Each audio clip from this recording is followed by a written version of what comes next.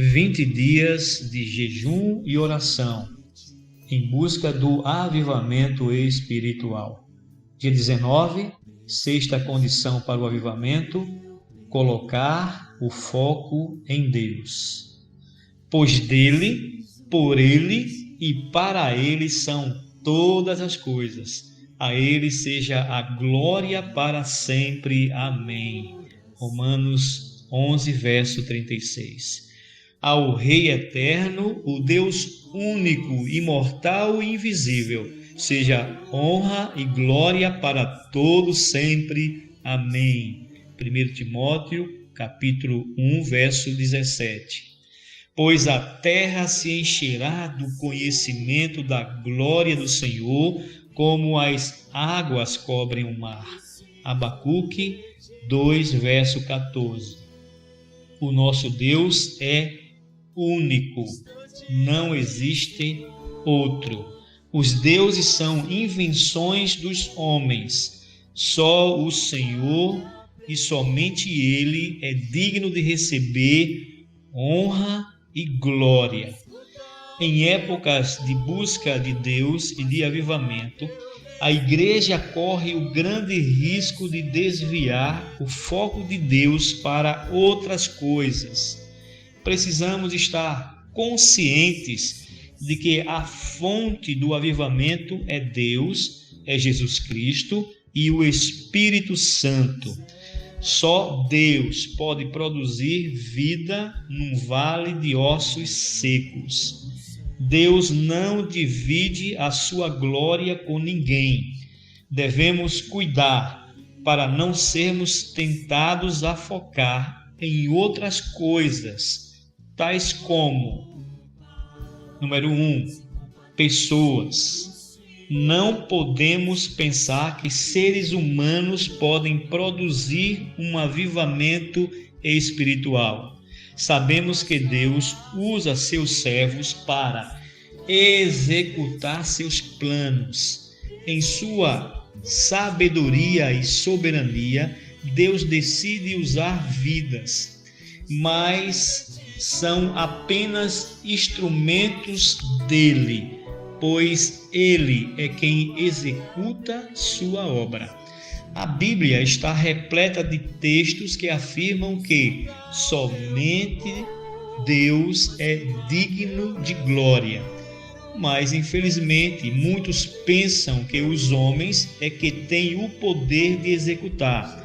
Por isso que Jesus exortou: assim também vocês, quando tiverem feito tudo o que lhes foi ordenado, devem dizer: somos servos inúteis, apenas cumprimos o nosso dever. Lucas 17, verso 10. Muitas pessoas têm organizado congressos de avivamento e fazem uma grande propaganda dos pregadores e cantores, dando a entender que pela presença deles haverá avivamento. Mas incorrem num grande engano. Somente Deus produz avivamento. Algumas conversões podem acontecer. Alguns podem ser tocados por Deus, mas isso não é avivamento. A história está cheia de homens de Deus que foram usados por Ele em épocas de avivamento e servem de exemplo e modelo para nós. Os discípulos de Cristo, o apóstolo Paulo e alguns nos últimos séculos, tais como Lutero, Calvino, Wesley, Moody, Spurgeon, Finney, Andrew Murray, Tozer, Jonathan Edwards e tantos outros que Deus usou poderosamente. Mas temos que cuidar para não desviar o foco de Deus. Todos eles foram instrumentos que Deus utilizou. 2. Bênçãos. Um segundo perigo é desviar os olhos do abençoador e focalizar na bênção.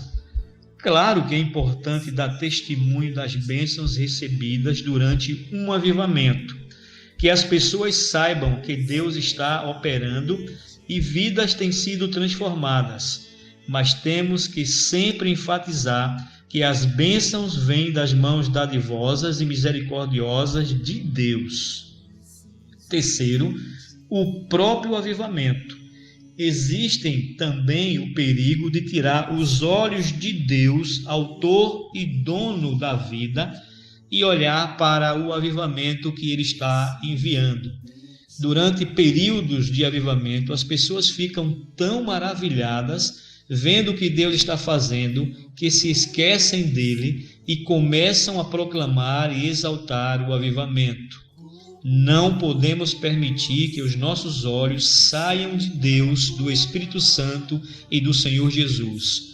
Os resultados do avivamento são importantes, mas devemos exaltar o autor do avivamento, que é o próprio Deus. Ao lermos a história dos avivamentos, notamos que o fogo do Espírito Santo começou a extinguir-se porque a glória de Deus foi ofuscada. Homens, bênçãos e o próprio avivamento começaram a ser exaltados, e isso produziu um esfriamento espiritual. Motivo de oração: ore para que venha um avivamento espiritual de tal forma que a única explicação seja Deus fazendo. Ore para que todos reconheçam que Deus é o único digno de glória.